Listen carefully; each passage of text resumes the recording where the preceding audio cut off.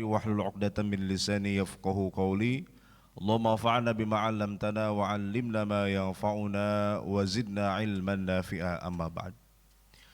Hadirin jamaah kajian Ba'da Subuh Masjid Al-Aqsa yang dirahmati oleh Allah Subhanahu wa taala. Alhamdulillah, puji dan puja kehadirat Allah Subhanahu wa taala yang senantiasa memberikan kita kesempatan sehingga di subuh kali ini kita berkumpul kembali dalam rangka Mudzakaratul Ilm. Kita membahas fikih salat yang kemarin sudah sampai kepada takbiratul ihram. Jadi sifat salat atau kaifiyat salat, tata cara salat Rasulullah sallallahu alaihi wasallam berdasarkan 4 mazhab. Yang mana kita sudah klasifikasikan kemarin bahwa sifat salat Rasulullah itu dibagi menjadi 3 ya. Ada rukun ya, ada syarat sah, ada sunnah ya. Sunnah dibagi 2 lagi, ada sunnah yang sunnahkan kalau lupa diganti dengan sujud sahwi, yaitu disebut dengan sunnah ab'ad. Ada sunnah yang kalaupun terlewat ataupun lupa maka tidak perlu diganti dengan sujud sahwi yang disebut dengan sunnah hayat.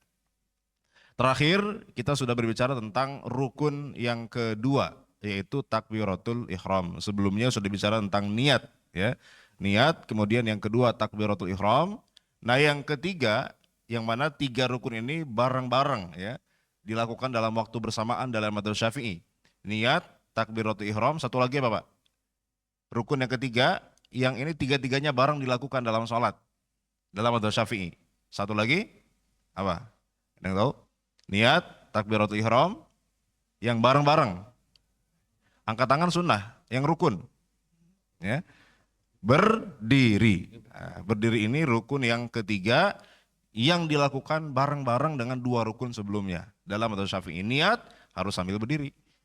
Takbiratul ihram, niat harus berbarengan dengan takbiratul ihram. Takbiratul ihram itu harus dilakukan dalam kondisi berdiri syaratnya. Tidak boleh orang sambil duduk takbiratul ihram baru kemudian berdiri, enggak sah.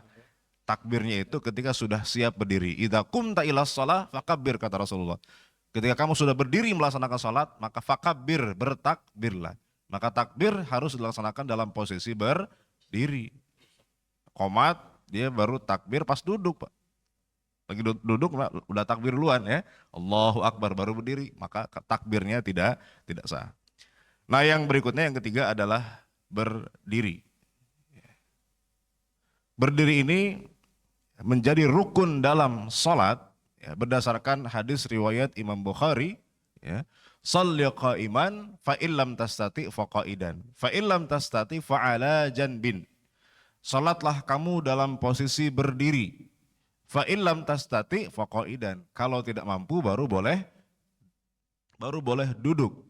Fa illam tastati, kalau tidak bisa duduk ya, fa ala janbin, maka boleh salatnya sambil berbaring ke kanan.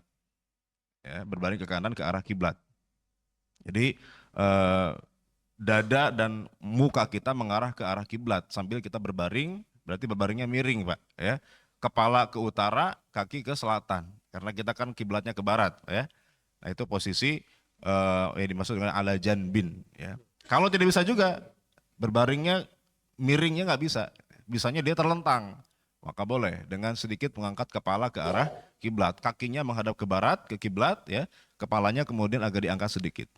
Nah, baik.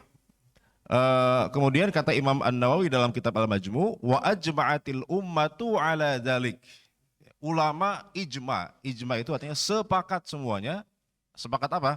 Bahwa berdiri itu wajib, rukun dalam sholat. Orang yang masih mampu berdiri, tapi kemudian dia tidak berdiri dalam sholatnya, maka otomatis sholatnya tidak sah. Dan ini sudah menjadi kesepakatan semua ulama. Ajma'atil ummah, kata Imam Nawawi ya. Nah, tapi rukun berdiri ini hanya berlaku dalam sholat fardu. Wa ruknul qiyam khasun bil fardi dunan nawafil, kata Imam Nawawi. Bahwa rukun berdiri itu hanya khusus untuk sholat fardu saja. Kalau sholat sunnah maka tidak menjadi rukun dalam sholat. Artinya untuk sholat sunnah ya, Orang mampu berdiri tapi duduk. Sah nggak sholatnya Pak? Sah.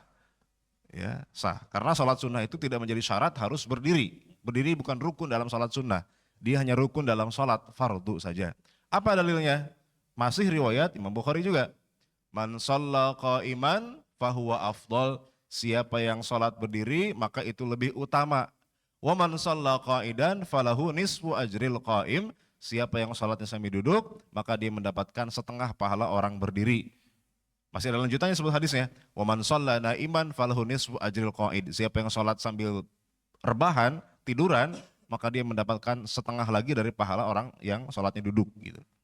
Jadi bahkan sholat sunnah itu Pak bukan hanya boleh duduk, bahkan boleh sambil tiduran Pak.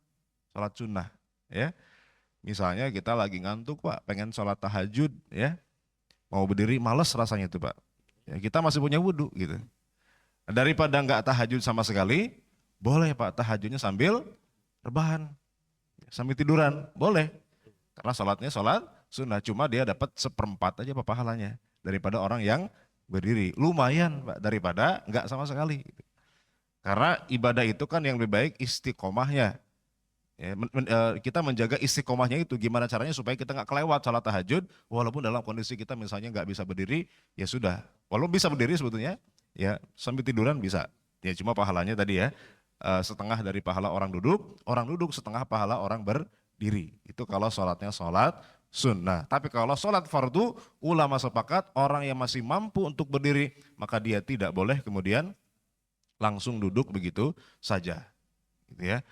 Nah, ada orang yang mampu berdiri, Pak.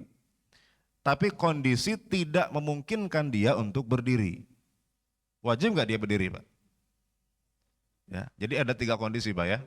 Ada orang yang mampu berdiri dan kondisi memungkinkan untuk dia berdiri, maka wajib dia berdiri. Kalau duduk dalam sholat fardu, maka tidak sah sholat fardunya. Dan kalau dia sengaja melakukan itu, dia berdosa. Ya. Padahal tidak ada uzur. Yang kedua, orang mampu berdiri. Dia tidak ada penyakit apa-apa dalam tubuhnya Pak. Mampu berdiri bisa, tapi kondisi tidak memungkinkan. Maka apa konsekuensinya Pak? Ya, dia sholat sebisanya, tapi sholatnya belum dianggap sah dalam madzhab Syafi'i ini Pak ya, belum dianggap sah, maka dia wajib mengulanginya lagi nanti kalau sudah bisa berdiri. Contoh apa?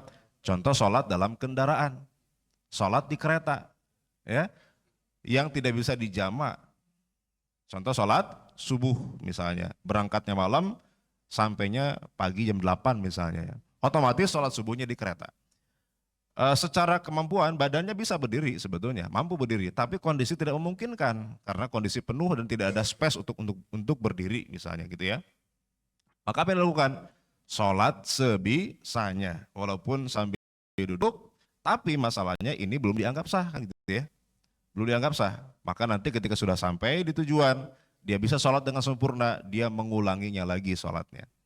Ya, namanya sholat yang di kereta itu dalam madhab Syafi'i disebut dengan sholat lihurmatil wakti, sholat untuk menghormati waktu. Jadi jangan sampai ketika waktu sholat tiba kita nggak sholat sama sekali. Ya, maka sholat sebisanya, tapi sholat ini belum dianggap sah karena tidak berdiri padahal mampu. Maka nanti ketika sudah sampai ke tujuan, dia bisa sholat dengan sempurna, kita ulangi. Itu dalam madhab Syafi'i. Tapi dalam madhab Hambali memang nggak perlu diulangi. Sholat yang tadi di kereta itu sudah sah dianggapnya. Kenapa? Karena darurat, karena tidak memungkinkan, sudah dianggap sah. Itu dalam madhab Hambali. Nah, kita ngambil hati-hatinya aja Pak, ya. Pakai madhab Syafi'i lebih hati-hati. Jadi yang tadi itu kita sholat di kereta sebisanya, dan itu sholat untuk menghormati waktu. Intinya kita seperti titip absen aja Pak. Kita nggak hadir di kelas tapi titip absen itu Pak ya. Tapi belum dianggap hadir. Maka nanti ketika sudah sampai di tujuan kita ulangi saja. Kan nggak ribet-ribet amat Pak. Kita mengulangi sholat yang di kereta itu kan cuma sekali doang Pak. Apalagi sholat subuh cuma 2 rakaat Pak ya. Tinggal ulangi saja. Ya sekalian sholat duha Pak ya. Tapi bukan jamak ya Pak. Karena sholat subuh nggak boleh dijamak dengan duha. Walaupun banyak orang sholat subuhnya dijamak dengan sholat duha gitu ya. Itu orang sholat duha kok pakai kunut Pak. Ternyata sholat subuhnya ya di qadha. Nah kalau itu beda lagi Pak. Tapi kalau sholat lihurmatil wakti ya itu boleh dilakukan wajib diulangi dalam madhab Syafi'i ketika sudah sampai ke tujuan. Baik. Nah yang ketiga, kondisi yang ketiga, orang tidak mampu berdiri. karena memang ada uzur di badannya. Ya misalnya ya orang sudah ya nggak mampu lah secara fisik ya untuk berdiri. Maka dia sholat sambil duduk dan tidak perlu diulangi, sah sholatnya. Karena dia punya uzur. Jadi ada tiga kondisi Pak ya. Ada orang mampu berdiri dan kondisi memungkinkan maka wajib dia berdiri. Kalau dia tidak berdiri maka secara sengaja dia berdosa dan dia wajib mengqadha salatnya. Yang kedua, orang bisa berdiri, secara fisik dia mampu berdiri tapi kemudian kondisi tidak memungkinkan. Maka dalam mazhab Syafi'i dia sholat sambil duduk sebisanya tapi dia wajib mengulangi sholatnya. Yang ketiga, ada orang memang tidak mampu secara fisik untuk berdiri, maka dia sholat sambil duduk dan tidak perlu diulangi dan sudah dianggap sah. Karena kata Rasulullah, sholat sambil berdiri kalau tidak mampu maka boleh duduk, artinya sah bagi orang yang tidak mampu. Ya. Nah mohon maaf gitu ya, ada orang yang secara fisik dia mampu berdiri, cuma ketika ruku dan sujud memang agak sulit. Ya. Maka tidak boleh kemudian dari awal langsung duduk. Karena berdirinya dia mampu Pak, cuma nggak bisa sujud, nggak bisa ruku. Maka tidak boleh dia langsung dari awal langsung duduk, nggak boleh. Tidak sah sholatnya Pak. Jadi tidak hanya karena kemudian kita nggak bisa sujud, nggak bisa ruku, nggak bisa sebagian rukun sholat, kemudian kita meninggalkan seluruh rukun sholat, enggak. Yang bisa kita lakukan, yang tidak bisa tidak usah kita lakukan. Ya, kalau masih bisa berdiri, berdiri. Ya, walaupun ruku dan sujudnya tidak sempurna, karena misalnya ada orang kan memang sulit untuk membungkukkan badan Pak gitu ya. Nah bisanya berdiri, tapi untuk bungkuk nggak bisa. Maka nggak masalah, rukunya nggak masalah gitu ya, misalnya sambil duduk. Ya. Tapi berdirinya jangan dilewat, kalau memang mampu Pak. Ya, karena ini rukun dalam sholat. Ini sudah kesepakatan ulama berdasarkan hadis tadi ya, perintah dari Rasulullah, sholli qaiman, sholatnya sambil berdiri. Ya. Karena ada orang yang ketika berdiri sih mampu di awal Pak, takbiratul ihram dia mampu berdiri. Nah, kemudian ruku, sujud. Nah yang jadi masalah adalah ketika bangkit lagi dari sujud mau ke rakaat kedua, itu memang kadang-kadang susah tuh Pak ya. Nah, bahkan dalam kitab Al-Majmu' Imam Nawawi mengatakan, andaikan dia ada orang yang bisa bantu untuk mengangkat badannya, membantu dia supaya bisa bangun ke rakaat kedua dari sujud, maka dia wajib gitu ya, wajib membayar orang untuk kemudian membantu dia berdiri dari sujud ke rakaat kedua. Bahkan sampai begitunya para ulama gitu ya. Saking wajibnya ini berdiri. Kalau misalnya kesulitan, bahkan kalau dia misalnya punya orang yang bisa bantu, wajib untuk minta tolong. Saking wajibnya gitu Pak ya. Jadi jangan kita menyepelekan masalah berdiri ini Pak. Tidak mampu ya udah duduk aja, padahal tidak mampunya cuma pas sujudnya doang atau pas rukunya doang. Berdiri dia mampu, maka tidak boleh langsung duduk. Dia wajib melakukan semaksimal yang dia mampu. Apa yang mampu lakukan. Baru yang tidak mampunya, ya itu insya Allah diuzur gitu Pak ya. Jadi itu berdiri dalam salat. Bahkan ini dalam mazhab Syafi'i Pak ya. Orang kalau berdiri secara tegak dia tidak mampu. Ya, tapi kalau bersandar dia mampu. Ya. Dia mampunya nyender Pak di tembok atau dia bawa tongkat gitu. Itu bahkan dalam mazhab Syafi'i tetap wajib berdiri Pak, walaupun sambil nyender. Walaupun sambil nyender Pak. Nah memang dalam mazhab yang lain, kalau misalnya dia tidak bisa berdiri kecuali harus menopang diri dengan sesuatu yang lain ya, dia harus nyender ke tembok, dia harus bawa tongkat, maka sudah berarti dianggap tidak mampu berdiri. Dia boleh duduk gitu ya dalam mazhab yang lain. Tapi dalam mazhab Syafi'i Pak itu ya, ini agak ketat. Orang yang masih mampu untuk nyender di tembok atau dia pakai tongkat, maka tetap wajib berdiri walaupun harus sambil nyender Pak. Itu dalam mazhab Syafi'i. Saking wajibnya berdiri ini Pak ya. Karena ini rukun dalam sholat fardu. Nah, kenapa dalam sholat sunnah itu tadi tidak menjadi rukun? Ya, tadi kan hadisnya ada yang di bawah yang kedua. Kemudian dalam hadis yang lain, Nabi itu kalau sholat di kendaraan memang sambil duduk. Ya, naik onta, Nabi sholatnya sambil duduk. Cuma itu sholatnya sholat apa? Sholat sunnah. Kalau sholat fardu, Nabi turun dari ontanya, Nabi sholat sambil berdiri sempurna, ruku sujud menghadap kiblat. Kalau sholatnya sholat fardu. Tapi kalau sholat sunnah, Nabi bisa sholat di atas unta sambil duduk, tidak mungkin berdiri di atas onta Pak ya. Maka duduk sambil menghadap kemana unta itu mengarah gitu ya. Itu dengan catatan sholatnya sholat sunnah. Nah maka ulama sepakat kalau sholatnya fardu maka wajib berdiri kalau dia mampu. Ya. Kalau kondisi tidak memungkinkan maka ya wajib diulangi dalam mazhab Syafi'i. Baik. Kemudian, nah dalam berdiri itu posisi tangannya di mana? Gitu ya. Kan setelah takbiratul ihram ya, Allahu Akbar. Di mana kemudian posisi tangan? Nah ini juga menjadi khilafiyah di antara para ulama. Ya. Jumhur ulama ya mengatakan posisi tangannya itu bersedekap. Allahu Akbar. Ya, melipat tangannya, tangan kanan di atas tangan kiri. Gitu ya. Ini berdasarkan hadis riwayat Imam Muslim. An Wa'il ibni Hujr, annahu ra'an nabiyya sallallahu alaihi wasallam, dan seterusnya kemudian sampai pada kalimat thumma wada'a yadahul yumna ala kaffihil yusra warizqi was-sa'id. Dari Wa'il bin Hujr, ya sahabat Wa'il bin Hujr akan sering kita dengar nama Wa'il bin Hujr ini dalam hadis-hadis tentang sholatnya Rasulullah. Karena Wa'il bin Hujr ini salah seorang sahabat yang secara khusus belajar sholat pada Rasulullah, 12 hari beliau kursus sholat dengan Rasulullah. Ya. Wa'il bin Hujr ini orang Yaman, bukan orang Madinah. Tapi khusus datang ke Madinah untuk kemudian belajar sholat kepada Rasulullah. Maka banyak hadis tentang sholat diriwayatkan oleh Wa'il bin Hujr. Nah, kata Wa'il bin Hujr, dia melihat Rasulullah ketika sholat itu, ketika berdiri itu, ya meletakkan tangan kanannya di atas. Nah ada 3 pilihan. Di mana tangan kanan itu diletakkan ya? Pertama, ala kafihil yusra, di atas telapak tangannya. Berarti di sini boleh telapak tangan. Warizqi, atau di atas pergelangan tangannya. Atau yang ketiga, was-sa'id, yaitu di lengan. Lengan itu berarti antara sikut dan pergelangan ini lengan, Pak ya. Jadi 3 pilihan, boleh di atas telapak tangan, gini, atau di atas pergelangan tangan, atau di atas lengan. Itu bagaimana Wa'il bin Hujr melihat Rasulullah SAW salat. Ya. Cuma walau alam bagaimana melihatnya ya, karena Wa'il kan di belakang ya, Nabi kan jadi imam gitu ya. Nah, mungkin dia sempat masbuk atau gimana, mungkin dia melihat Rasulullah bagaimana tangannya. Gitu. Nah, dalam mazhab Syafi'i, posisi mana yang lebih afdol antara di atas telapak tangan, di atas pergelangan, atau di atas lengan? Mana yang lebih afdol? Dalam mazhab Syafi'i yang lebih afdol adalah di pergelangan tangan. Kenapa? Karena ini bisa nempel ke 3-tiganya. Kalau tengah-tengah Pak, ini jarinya nempel ke lengan, ya bagian ininya nempel ke telapak tangan. Jadi 3-tiganya dapat.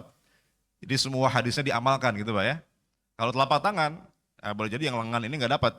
Atau di lengan, boleh jadi yang telapak tangan nggak dapat. Tapi kalau tengah-tengah, lengannya dapat, telapak tangannya dapat. Itu posisi paling afdol menurut Imam Nawawi dalam kitab Al-Majmu. Ya. Jadi 3-tiganya boleh. Maka yang begini ini nggak ada Pak ya. Di atas sikut ini begini nggak ada. Ini kedinginan Pak ya, bukan sedekap. Walaupun sah atau enggak, ya sah sebetulnya.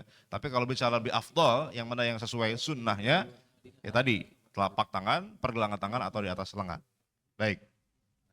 Ini menurut jumhur ulama, kebanyakan ulama, mayoritas ulama mazhab Hanafi, Syafi'i, dan Hambali. Nah ada satu mazhab, yaitu mazhab Maliki yang beda sendiri. Ya. Mazhab Maliki mengatakan tidak bersedekap, tapi diluruskan tangannya. Allahu Akbar, lurus Pak. Nah itu mazhab Maliki. Nah tapi sebelum ke mazhab Maliki, bersedekapnya itu di mana? Itu kan satu masalah ya. Masalah berikutnya adalah bersedekapnya posisinya di mana?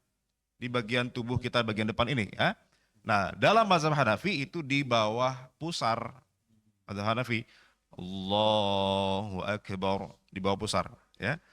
Jadi mungkin kalau kita ketemu sama orang India, Bangladesh, Pakistan, atau sebagian Turki ya, sebagian orang Mesir itu bermadzhab Hanafi, nah itu biasanya ya di bawah pusar bersedekapnya. Allahu Akbar. Mungkin kalau kita melihat kayak gitu kayak orang malas Pak ya. Nah, tapi itu memang cara salatnya madzhab Hanafi, di bawah pusar gitu ya. Kemudian ada lagi, nah ini berdasarkan hadis riwayat Imam Ahmad dan Abu Dawud. Minas sunnati wad'ul yamin 'ala shimal tahta surrah. Termasuk sunnah adalah meletakkan kedua tangan di bawah pusar. Ya, di bawah pusar. Ini hadis yang diambil oleh mazhab Hanafi, ya. Kemudian pendapat kedua, ya, ini mazhab Syafi'i, antara pusar dan dada. Ya, antara pusar dan dada. Allahu Akbar di tengah-tengah. Ya. Ini yang diambil oleh mazhab Syafi'i. Dari mana hadisnya? Dari hadis riwayat Ibnu Khuzaimah. Dari Wa'il bin Hujr, lagi-lagi dari Wa'il bin Hujr. Qala sallaitu ma'a Rasulillah sallallahu alaihi wasallam, aku salat di belakang Rasulullah sallallahu alaihi wasallam, fa wada'a yadahul yumna ala yadihil yusra, kemudian Nabi meletakkan tangan kanan di atas tangan kirinya, ala sadrihi, di atas sodrunnya. Apa makna sodrun itu? Sodrun kalau diartikan secara harfiah artinya dada, Pak. Dada itu mana, Pak? Harusnya di sini kan? Tapi kenapa Madzhab Syafi'i menafsirkannya antara pusar dan dada? Padahal sodrun dalam bahasa Arab secara harfiah artinya adalah dada. Nah ini pentingnya kita memahami hadis berdasarkan panduan para ulama. Gitu. Karena kalau kita menemu hadis ini, kemudian kita cari di kamus artinya, sodrun itu dalam kamus artinya dada, Pak. Oh berarti di sini dong kalau begitu. Ternyata enggak, Pak. Madzhab Syafi'i walaupun pakai hadis ini ternyata tidak di atas dada. Justru malah di atas pusar di bawah dada. Loh, kenapa kok bisa penafsiran seperti itu? Nah ini beliau gitu ya, Imam Syafi'i ini seorang ahli hadis, Pak, bukan hanya ahli fikih, beliau hafal sekian ribu hadis gitu ya. Jadi beliau tidak hanya menggunakan hadis ini, beliau kompromikan dengan hadis-hadis yang lain. Ya. Karena dalam hadis yang lain nanti disebutkan ya, dalam riwayat Ibnu Qayyim Al-Jauziyah dalam kitab Bada'iul Fawaidnya, bahwa Nabi itu melarang takfir. Takfir itu posisi di mana meletakkan tangan di atas dada. Jadi dalam hadis yang lain Nabi justru melarang untuk meletakkan tangan di atas dada. Di sini tuh malah dilarang dalam riwayat ini Ibnu Khuzaimah. Nah, tapi kan sebelumnya ada hadis Nabi itu meletakkan di atas sodrun, di dadanya. Nah maka Imam Syafi'i memahami kata sodrun dalam hadis sebelumnya itu bukan berarti dada. Kenapa? Karena dalam bahasa Arab, Pak, sodrun itu bisa juga bermakna apa? Bisa juga bermakna bagian depan. Ya, sodrun itu bagian depan. Sebagaimana ada istilah dalam syair itu ya, sodrul bait. Bait syair bagian depan itu sodrun. Kalau bait syair bagian belakang namanya ajzul bait gitu ya. Jadi sodrun dalam bahasa Arab bisa bermakna bagian depan, tidak harus dada gitu. Maka bagian depan itu yang mana? Tengah-tengahnya. Karena kalau di atas dada semakin atas itu semakin makruh kata para ulama gitu ya. Semakin di sini semakin menunjukkan kesombongan gitu ya. Makanya justru di bawah dada. Karena kata sodrun dalam bahasa Arab tidak selalu bermakna dada yang ini. Sodrun dalam bahasa Arab itu bisa bermakna bagian depan. Nah jadi itu Pak, bagaimana cara Imam Syafi'i mengkompromikan dua hadis ini ya. Diamalkan dua-duanya. Nah, dengan cara memahami kata sodrun dalam hadis yang pertama itu sebagai bagian depan tubuh bukan dada. Karena kalau dada ada hadis yang lain yang justru Nabi melarang itu. Ya, itu Pak ya. Ini kenapa Madzhab Syafi'i mensunahkan di atas pusar di bawah dada. Oke. Nah, adapun mazhab Maliki itu disunahkan lurus saja. Allahu Akbar. Ya. Memang ini mirip dengan sholatnya Syiah. Sholatnya Syiah juga lurus, Pak. Ya. Tapi dalam Ahlus Sunnah wal Jamaah juga ada mazhab yang mengatakan lurus, yaitu mazhab Maliki. Ya, mazhab Maliki itu ya di Maroko, Aljazair, ya, Tunisia, ya, yang Afrika Utara. Nah itu kebanyakan mazhabnya Maliki. Jadi kalau ke sana sebagian Maliki itu memang tangannya lurus. Ya, kalau kita lihat di YouTube ada seorang ulama dari Maroko itu ya, yang khasnya Maroko itu gamisnya ada hoodie-nya, Pak. Nah, itu khasnya Maroko. Jadi kalau sholat Allahu Akbar lurus ya. Tapi di kita ini di Indonesia karena dulu Islam tersebar dari orang-orang Yaman itu ke madzhab Syafi'i, maka nasib kita pakai madzhab Syafi'i gitu ya, orang Indonesia, karena dulu tersebarnya Islam ke Indonesia itu lewat orang-orang Yaman kebanyakan, makanya madzhabnya kebanyakan Syafi'i gitu. Nah di Eropa kebanyakan madzhab Hanafi, Pak. Kenapa? Karena banyak orang yang kemudian mendakwahkan Islam di Eropa itu orang-orang Pakistan. Orang Pakistan itu mazhabnya Hanafi gitu. Maka orang Eropa itu banyak yang bermadzhab Hanafi. Kenapa? Karena dibawa oleh orang Pakistan Islam ke sana gitu. Oleh JT, Jamaah Tabligh. Jamaah Tabligh itu kan orang-orang Pakistan itu Pak ya, India, Pakistan. Mazhabnya Hanafi. Maka orang Eropa kebanyakan Islamnya itu bermadzhab Hanafi gitu. Nah, di Indonesia nasib kita dibawa oleh orang-orang Yaman itu mazhabnya Syafi'i. Asia Tenggara ya, Malaysia, Brunei itu mazhabnya Syafi'i. Nah, kalau Maliki itu tersebarnya ke daerah Afrika Utara, ya, Maroko, Tunisia, Aljazair, seterusnya itu mazhab Maliki. Nah, Maliki itu mazhabnya lurus. Baik. Kemudian dalam posisi berdiri itu juga disunahkan melihat ke tempat sujud. Ya, walaupun ini hadisnya memang hadis yang dhaif ya. Dari Ibnu Abbas, qala kana Rasulullah sallallahu alaihi wasallam idza istaftaha shalat lam yanzur illa ila maudhi'i sujudih. Kata Imam Nawawi ini hadis yang dhaif ya, bahwa Rasulullah SAW dari Ibnu Abbas diriwayatkan bila memulai salat tidak melihat kecuali ke arah tempat sujudnya. Jadi Rasulullah itu kalau sholat, kata Ibnu Abbas, itu melihat ke tempat sujudnya. Nah, walaupun ini hadisnya hadis dhaif. Dalam pandangan ulama yang lain, mazhab Hanafi mengatakan, ya kalau ruku disunahkan melihat ke arah kakinya. Kalau duduk tahiyat disunahkan melihat kemana? Ke jarinya. Ya, jarinya sendiri Pak, bukan jari orang lain ya. Karena kalau ke jari orang lain takutnya beda mazhab tuh Pak ya. Jadi kita kesal sendiri takutnya Pak. Maka lihat jari sendiri.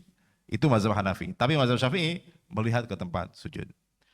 Nah, kemudian ada ulama menjelaskan begini Pak. Jadi intinya bukan kemana arahnya, tapi kemudian bagaimana supaya kita sholatnya lebih khusyuk. Kenapa ke tempat sujud? Untuk membatasi pandangan kita. Karena kalau melihatnya lurus Pak, itu pandangan semakin lebar. Namanya pandangan semakin lebar, semakin banyak yang dilihat. Semakin mungkin kita teralihkan dari kekhusyuan sholat kita. Ya, apalagi ke depan Pak. Ya, apalagi kita berjamaah di belakang orang. Ada orang di depan, padahal sudah pakai baju koko putih, tetapi dilapisi di dalamnya ada kaos partai Pak. Itu tetap aja kelihatan tuh Pak ya. Apalagi misalnya gambarnya gambar capres yang nggak kita coblos itu Pak ya. Nah, itu makin kesel. Makanya jangan melihat ke depan. Melihatnya ke tempat sujud untuk membatasi pandangan gitu Pak ya. Apalagi ngelirik kanan kiri. Tapi walaupun melirik, batal nggak Pak sholatnya? Orang lagi sholat, lirik kanan kiri. Batal nggak sholatnya Pak? Dia dianggap melenceng dari kiblat apa enggak? Karena syarat sah sholat, kita harus menghadap kiblat.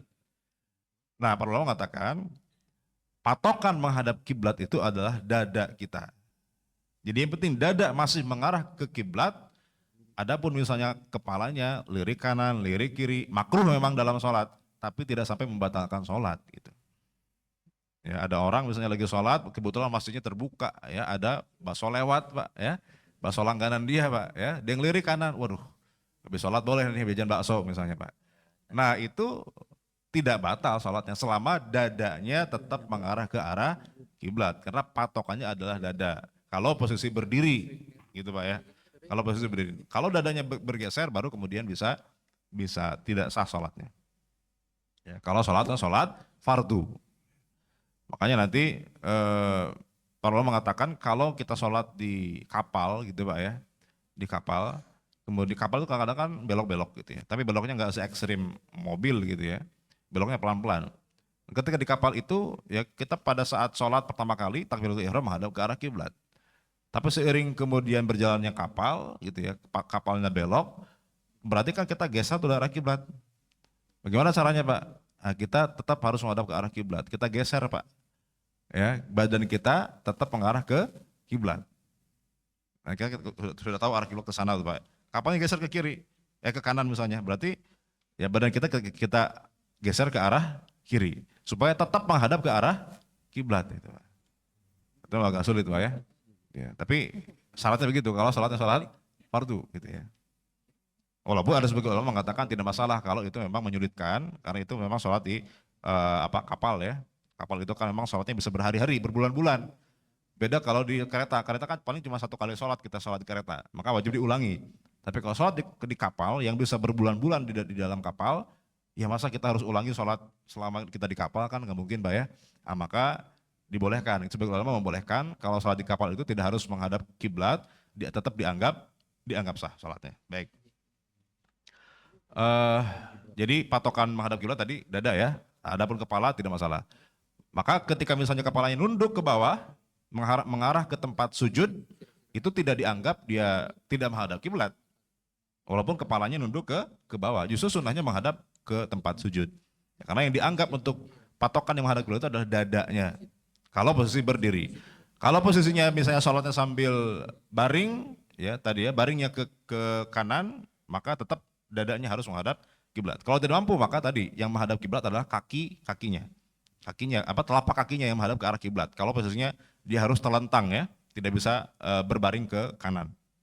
Maka yang dianggap menghadap kiblat adalah kakinya, ya telapak kakinya maksudnya, yang menghadap ke arah baratnya, ke kiblatnya. Baik.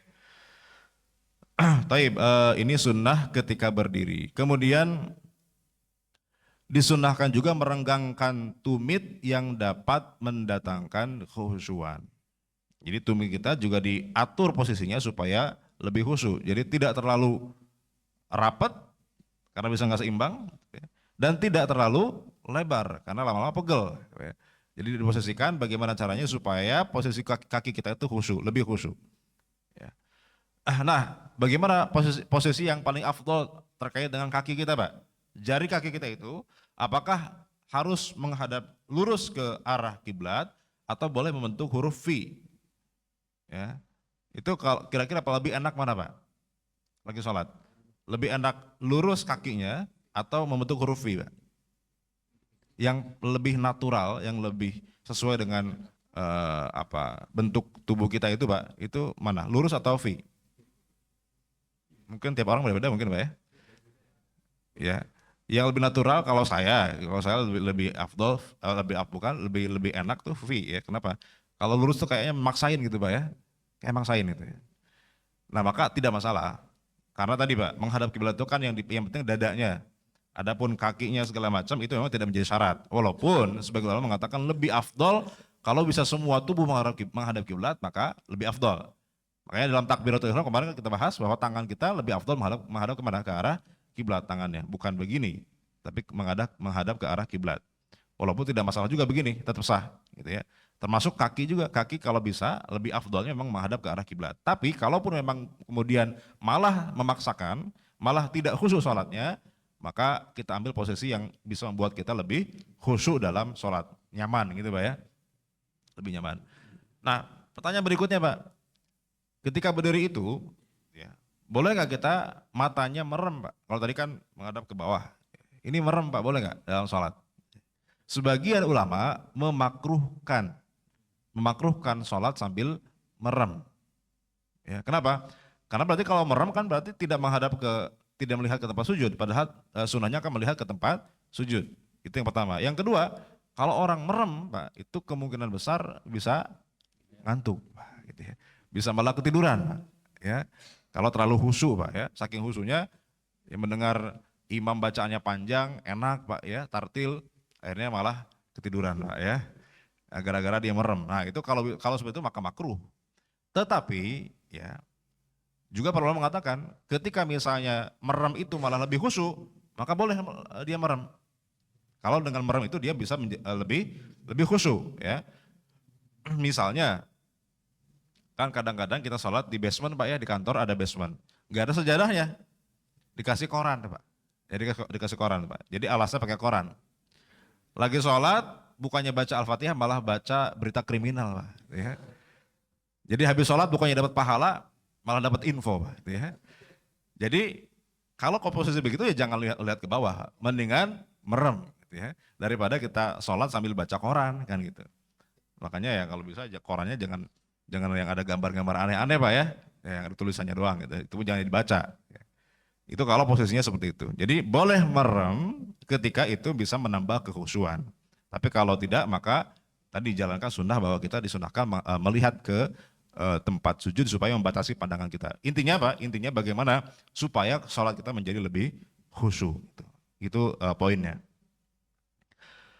Baik, nah ini sudah jam 6, mungkin kita buka tanya jawab aja Pak ya, sambil menunggu waktu syuruk ya.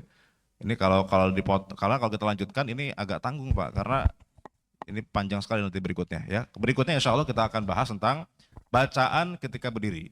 Dari mulai doa iftitah, kemudian baca Al-Fatihah, kemudian baca surat, bagaimana sunnahnya, bagaimana riwayat dari Rasulullah SAW terkait sholat beliau itu bagaimana. Kalau baca iftitah, baca Al-Fatihah, baca surat. Tadi kan berdirinya Pak ya, dengan sunnah-sunnahnya. Nah insya Allah cukup dulu untuk berdiri ini ya, satu pertemuan Pak ya. Jadi tiap rukun satu pertemuan Pak ya. Niat satu pertemuan, takbiratul ihram satu pertemuan, kemudian berdiri, nah berdiri jadi dua Pak. Ya. Karena nanti berdiri itu panjang, ada baca suratnya, ada baca Al-Fatihahnya, ada baca iftitahnya. Itu bisa dua pertemuan lagi itu Pak ya, masalah Al-Fatihah itu. Tapi cukup dulu sampai di sini untuk berdiri. Selebihnya kita buka diskusi atau tanya jawab. Silakan Pak kalau ada. Ya silakan. Saya melihat kadang-kadang pernah ya sempat melihat ke depan imam itu membaca, bukan di sini, di tempat lain ya maksudnya, membacanya itu agak dongah gitu karena mungkin agak artikulasi bacaannya bagus gitu ya. Jadi dia nggak, kalau gini kan kadang-kadang tertekan dia begini. Dan kadang-kadang saya pun suka ke atas gini, itu bagaimana Ustaz? Kadang-kadang lebih enak pernafasan gitu. Dan saya melihat pernah juga imam juga melakukan itu. Dia lebih bagus gitu bacanya, melihat ke atas nggak ke bawah gitu. Agak dongak sedikit. Ya. Terima kasih Ustaz. Tidak masalah, ya, nggak masalah. Intinya senyaman mungkin dia, Pak, ya. Jadi sunnah melihat ke tempat sujud itu kan ada hikmahnya. Hikmahnya supaya menambah kekhusyuan, supaya tidak kemudian melihat kemana-mana, gitu ya. Artinya ketika ada posisi yang kemudian dianggap lebih nyaman dalam sholatnya, lebih khusyuk, lebih kemudian mengeluarkan suaranya dengan bagus, walaupun sampai kemudian dia harus agak mendongak ke atas, nggak masalah, ya. Bahkan kita melihat ke langit pun ketika sholat, sesekali saja itu boleh, Pak. Karena Rasulullah SAW juga pernah ketika sholatnya itu, waktu sejarahnya kan ketika kiblat masih menghadap ke Baitul Maqdis waktu itu, ke arah Palestina, ya. Itu sempat 16 bulan di Madinah setelah hijrah Nabi masih menghadap ke arah Baitul Maqdis. Setelah 16 bulan kemudian Allah menurunkan ayat untuk merubah arah kiblat dari arah utara ke arah selatan, yaitu ke arah Ka'bah waktu itu. Nah, ketika masih ke Baitul Maqdis, Rasulullah SAW itu kemudian agak merasa berat, Pak. Kenapa? Karena ketika hijrah ke Madinah, ya, posisi Madinah itu kan sebelah mananya Mekah, Pak. Utara atau selatan? Sebelah utaranya kan, Mekah sebelah selatannya Madinah. Gitu. Jadi kalau kita lihat di peta itu, Madinah di atas ya, Mekah di bawah. Gitu. Nah, sedangkan Baitul Maqdis adalah sebelah utaranya Madinah. Jadi kalau Nabi menghadap ke Baitul Maqdis, artinya membelakangi kiblat. Sedangkan Rasulullah SAW sebagai orang Arab, Quraisy itu lebih condong hatinya ke arah Ka'bah. Karena Ka'bah itu sebagai legacy, sebagai warisan nenek moyang bangsa Arab yaitu dari Nabi Ismail dan Ibrahim alaihi salam itu ya. Sehingga ketika disuruh hijrah ke Madinah dan menghadap ke Baitul Maqdis, itu kemudian memberatkan Rasulullah SAW secara kecondongan Nabi gitu. Sehingga ketika sholat itu Nabi sering menengadahkan wajahnya ke langit. Memberi isyarat kepada Allah untuk meminta, tolong ya Allah, tolong pindahkan kalau bisa kiblat ke arah Ka'bah sambil kadang-kadang menoleh ke langit ya. Nah, itu memberikan isyarat. Nabi tidak langsung meminta tapi dengan isyarat. Maka Allah paham itu, qad nara taqalluba wajhika fis sama falanwalliyannaka qiblatan tardhaha. Kata Allah, aku telah melihat ya bagaimana isyarat kamu itu sering menengadahkan wajah ke langit ketika sholat, maka kali ini aku akan kabulkan permintaan kamu, arahkanlah wajahmu ke arah Masjidil Haram, kata Allah. Ya, sehingga dari saat itu kiblat pindah kemana? Ke arah selatan Madinah, yaitu ke Ka'bah. Nah, masalahnya yang sholat di masjid sekitar Masjid Nabawi. Jadi di masa Rasulullah itu kan sholat Jumat cuma di Masjid Nabawi doang, Pak ya. Ada pun sholat yang lain selain sholat Jumat itu masing-masing kampung ada masjid sendiri-sendiri. Nah, ada satu kampung yang ketika kiblat sudah dipindah, di Masjid Nabawi sudah pindah kiblatnya, nah di masjid ini belum pindah kiblatnya gitu ya. Sehingga ada orang yang ngasih tahu, tadi malam sudah turun ayat bahwa kiblat sudah pindah ke arah Ka'bah, ke arah selatan. Padahal mereka lagi sholat, pas sholat subuh. Maka lagi sholat, langsung mereka otomatis geser tuh Pak posisinya. 180 derajat berarti kan dari utara ke selatan. Kalau makmumnya mungkin kita bisa bayangin ya Pak. Yang nggak bisa dibayangin imamnya gimana tuh Pak pindahnya. Karena kan dari depan berarti harus pindah posisi Pak gitu ya. Nah walau alam itu kita nggak tahu gimana riwayatnya gitu ya. Tapi intinya begitu. Jadi menengadahkan wajah ke langit itu memang Rasulullah pernah. Artinya tidak masalah dalam sholat sekali-kali. Kalau memang itu juga bisa menambah kekhusyuan dalam sholat nggak masalah. Baik. Assalamualaikum warahmatullahi wabarakatuh. Waalaikumsalam warahmatullahi wabarakatuh. Kalau mazhab Syafi'i kita biasa lakukan, kan dalam perjalanan nanti bisa diulang lagi gitu ya tadi ya. Syafi'i kan begitu ya. Berapa yang bisa diulang itu kalau misalnya maghrib tidak, ya berarti nanti bisa dikerjakan di Syafi'inya, di Isya-nya. Tapi kalau misalnya maghrib, Isya kita dalam perjalanan terus, bisa di doublein, di triplein gitu nanti di sananya pas sampai tujuan ya, dirapel gitu karena perjalanan jauh nih ya, perjalanan jauh. Kalau perjalanan jauh itu kan kalau kita ke timur sama ke barat kan kalau 18-20 jam tuh kan nggak ketemu tuh Pak Ustadz. Nah, jadi gimana bisa nggak dirapel tuh untuk kalau kena Syafi'i balik atau kita Hanafi aja nih, nah kan gitu kan, gimana kira-kira? Ya. Gimana kalau sholatnya itu lebih dari satu sholat pada kendaraan tadi ya. Kalau cuma dari sini ke Jawa mungkin cuma subuh doang gitu ya. Tapi ini dari Indonesia ke Amerika misalnya ya, 24 jam ya kalau naik pesawat ya. Nah itu bisa berapa kali sholat, kita sholat dalam pesawat dan tidak bisa sempurna misalnya. Maka sholatnya dihitung sebagai sholat lihurmatil waktu saja. Sholat formalitas untuk menghormati waktu sholat kan gitu. Tapi sholatnya belum sempurna karena tidak berdiri, tidak kemudian menghadap kiblat gitu ya. Maka dalam mazhab Syafi'i itu tetap wajib diulangi ya. Nah diulanginya kapan? Apakah boleh kemudian dirapel tadi satu kali langsung 4 sholat misalnya gitu ya. Nah namanya sholat qadha atau sholat i'adah, sholat pengulangan itu tidak harus di waktunya gitu. Boleh sholatnya itu langsung dikerjakan empat-empatnya misalnya ketika sudah sampai ya. Karena begini, Rasulullah SAW juga pernah Pak, ketika perang Ahzab, perang apa namanya, Parit, perang Khandaq itu, saking sibuknya Nabi kemudian menghalau pasukan orang-orang kafir supaya tidak masuk ke Madinah, kan sudah dijaga oleh Parit, Pak, itu pun tidak cukup, harus dijaga terus, karena kalau enggak mereka bisa nembus masuk ke kota Madinah, bisa di bumi hanguskan ke kota Madinah sama orang-orang kafir. Maka saking sibuknya Nabi menjaga itu, kemudian sampai tidak sholat, zuhur lewat, asar lewat, maghrib bahkan lewat, baru bisa sholat itu sudah malam. Maka Nabi kemudian merapel sholatnya empat-empatnya. Zuhur, asar, maghrib, isya di satu waktu gitu Pak ya. Nah tapi itu ada uzurnya, ada darurat ya, yaitu ketika memang ini kondisi perang, hidup dan mati Pak. Nah termasuk dalam hal, maka sholat qadha itu, sholat pengulangan itu memang fleksibel waktunya, tidak harus menunggu waktu seharusnya gitu. Ya, Nabi juga pernah mengqadha sholat subuh di waktu matahari sudah tinggi, ya, karena memang bangunnya ketika sudah tinggi. Jadi Nabi pernah kesiangan sholat subuh, tapi beliau kesiangannya bukan karena nonton bola, bukan Pak ya. Karena beliau habis perang waktu itu, kecapean di tengah jalan beliau tidur, bilang ke Bilal tolong nanti bangunin, ternyata Bilal pun ketiduran juga, karena Bilal juga ikut perjalanan ya. Maka kemudian bangun ketika sudah matahari agak terik, maka Nabi sholat waktu itu, langsung sholat, walaupun belum waktu subuh berikutnya gitu ya. Jadi intinya sholat qadha itu boleh dirapel nggak masalah Pak. Baik. Oke, Ustadz nyambung yang dari Pak Anton. Ya. Kalau kita itu pertama pada saat perjalanan tadi, kalau tidak bisa berdiri, kan kita mengganti atau menghormati waktu sholat. Nah, tapi kadang waktu kita di kereta, itu kita bisa berdiri. Di lorongnya atau di sambungan kereta itu kadang kita bisa buat berdiri dengan sajadah yang lengkap normal itu yang pertama. Yang kedua, tadi disampaikan mengenai dada menghadap ke kiblat. Nah di Jawa Timur itu ada beberapa masjid yang garis safnya itu bergeser, yang banyak yang bergeser. Nah, satu saat pada saat kita mau sholat, iseng-iseng kita buka Google yang arah kiblat, ternyata bergeser arah kiblatnya dengan Google itu. Sementara kalau kita ikutin masjid yang ada, anggaplah arahnya ke sana. Tapi pada saat kita lihat Google itu agak bergeser. Apa yang harus kita lakukan? Apa kita ikut tetap itu atau kita sendirian bergeser ini? Itu Ustaz. Makasih Ustaz. Baik. Yang pertama tadi terkait dengan sholat di kendaraan yang kita bisa berdiri sempurna, apakah itu masih dianggap sholat dihormati waktu gitu ya? Jadi sholat dihormati waktu itu sholat yang tidak memenuhi syarat dan rukunnya, ya. Bukan hanya berdiri Pak, tapi juga termasuk menghadap kiblat. Menghadap kiblat itu kan syarat sah sholat.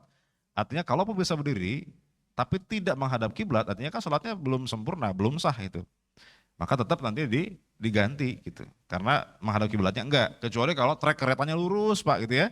Selama sholat itu enggak belok-belok. Nah itu bisa tuh kita menghadap kiblat dengan sempurna, tidak perlu diulangi lagi.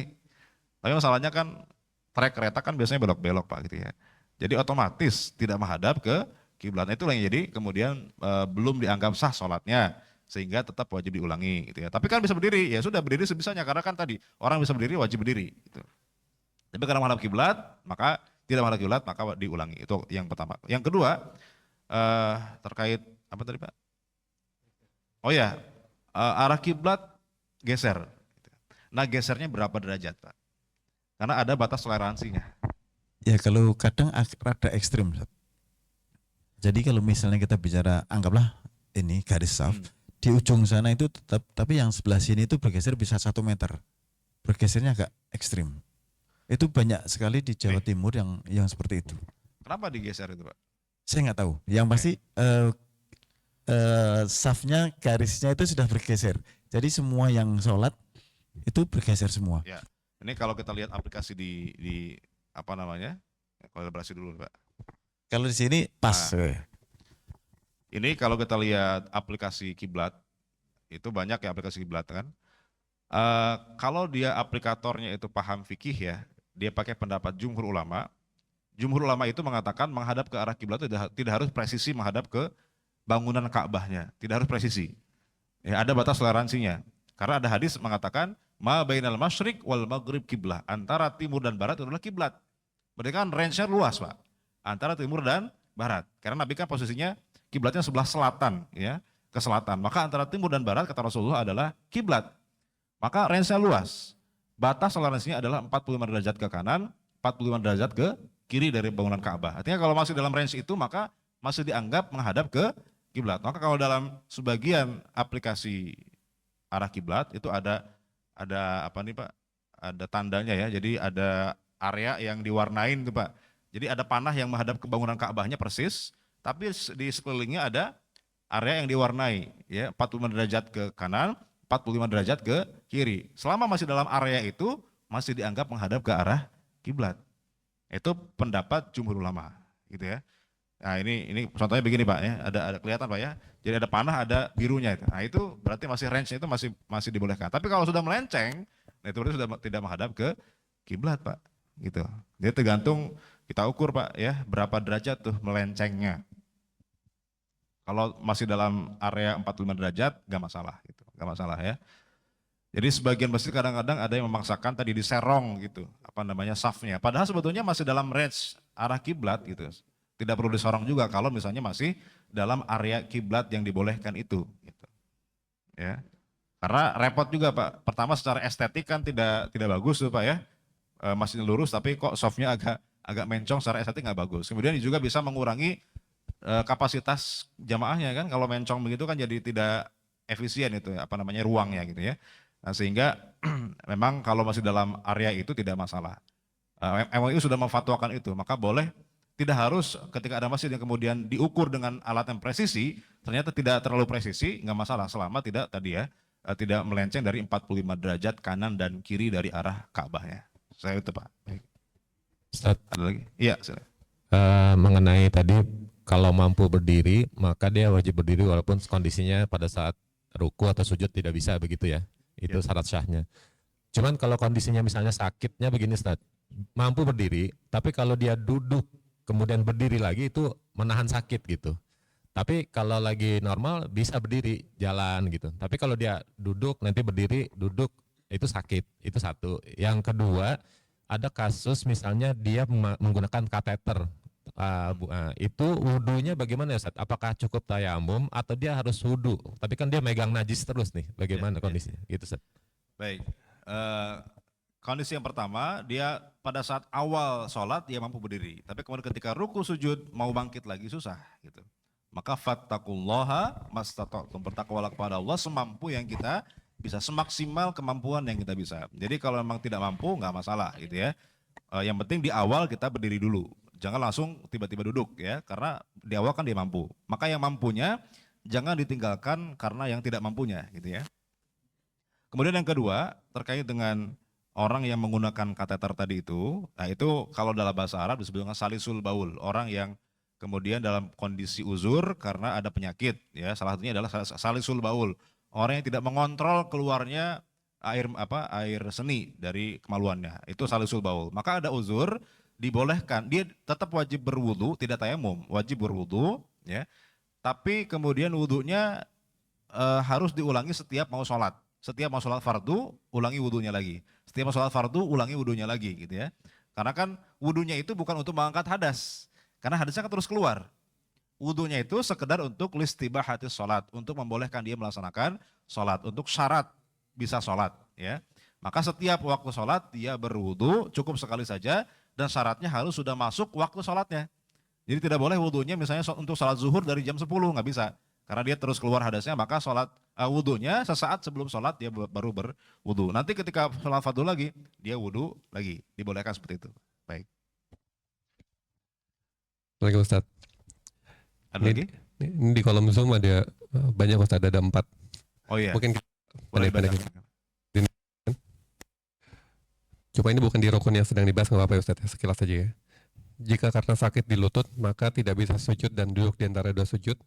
Apakah saat ruku dan sujud dilakukan dalam posisi duduk, supaya posisi kepala saat sujud bisa lebih rendah daripada posisi kepala ruku? Atau rukunya dalam posisi berdiri karena masih bisa dilakukan, dan sujudnya dalam posisi duduk karena tidak bisa dilakukan?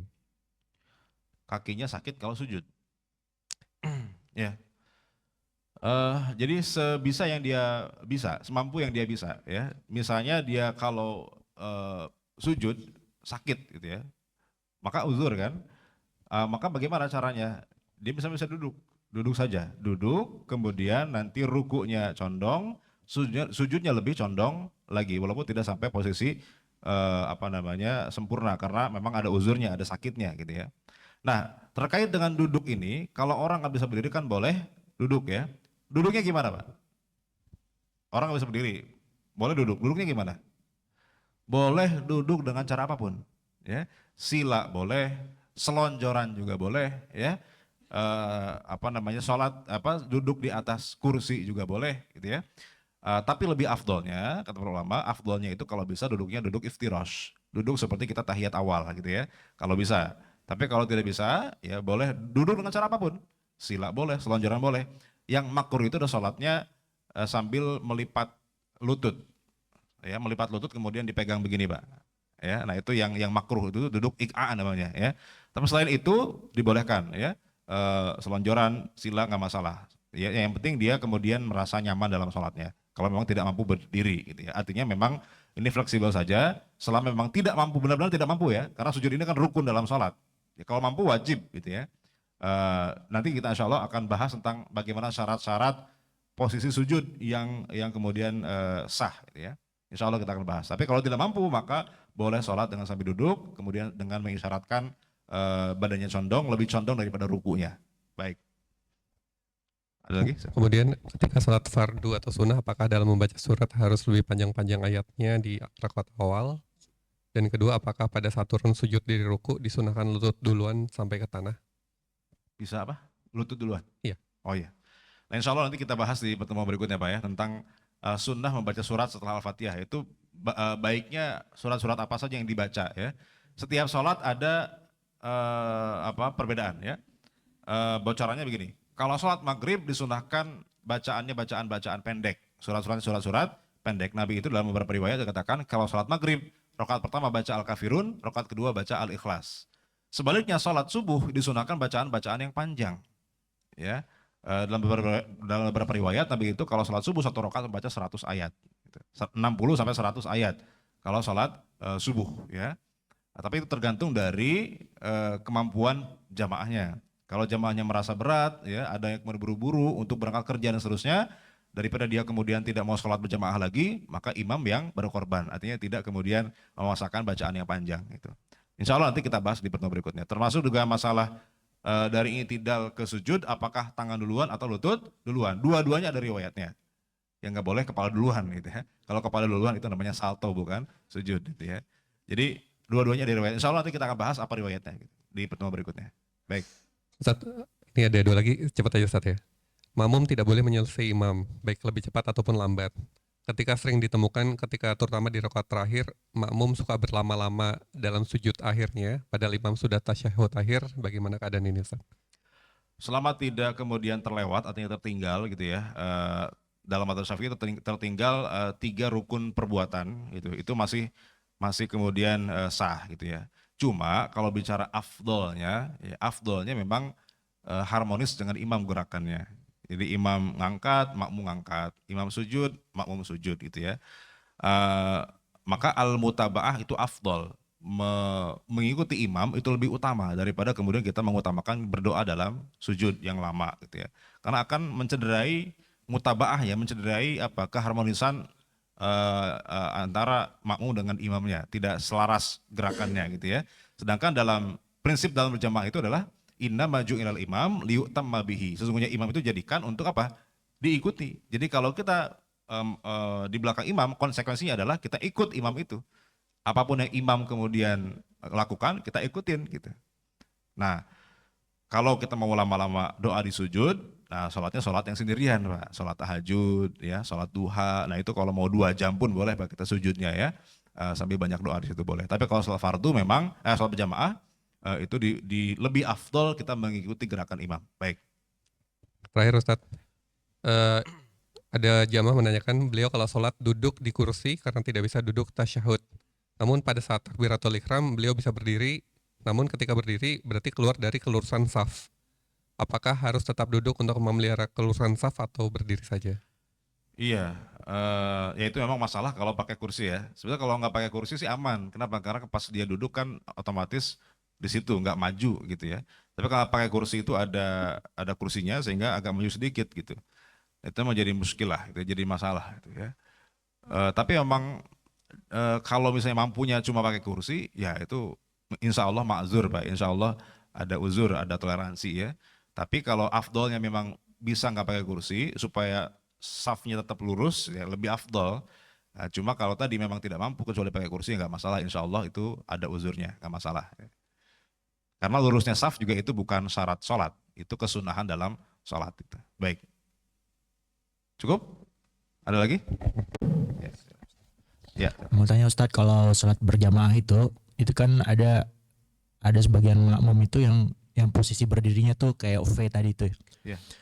Itu kalau saya pengalaman saya berdiri di samping orang yang kakinya V itu kalau kukunya panjang Ustadz, saya nggak konsentrasi.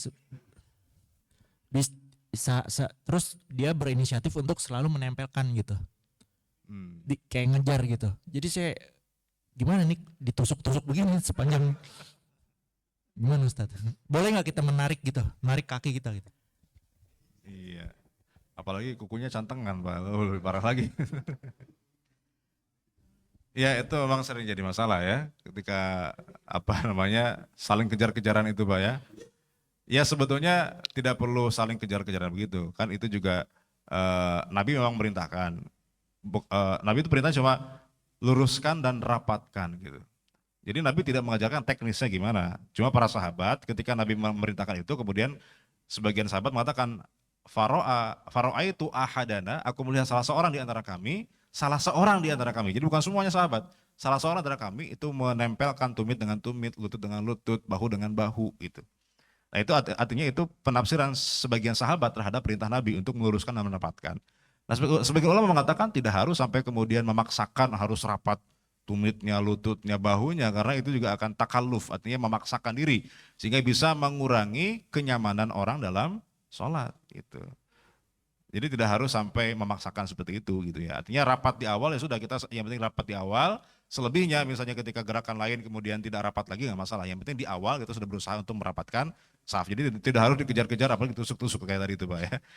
Lagian itu kuku kenapa nggak digunting sih Pak gitu ya. Padahal kan sunnahnya kuku itu dipotong ya. Sunnah Nabi itu kuku itu dipotong, jangan dibiarkan panjang Pak. Ya kadang-kadang ada orang yang kukunya kan dibiarkan panjang itu. Nah itu pertama secara medis itu juga kotor gitu ya. Secara syariat juga itu tidak sunnah karena sunnahnya setiap hari Jumat kita potong kuku seminggu sekali minimal gitu. Baik. Cukup? Iya, silakan.